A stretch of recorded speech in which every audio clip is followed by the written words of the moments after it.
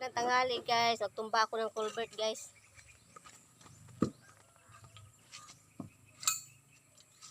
Yung tools na ito guys, ginagawa sa mister ko para pagtumba ng culvert guys.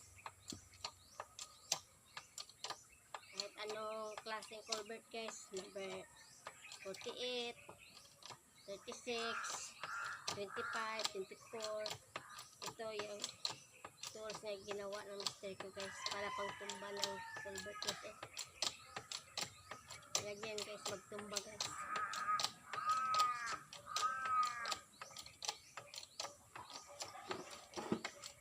Number 25 ito na culvert guys. Pwede din kayo mag-order guys ng culvert para mayroon kaming magawa guys. Order lang kami guys. Yan guys. Yan magtumba guys. Yan. Yan ang culvert number tapos guguyukin na lang 25 guys. Oh. Tingnan mo, guyukon na lang namo. Oh. Sige na.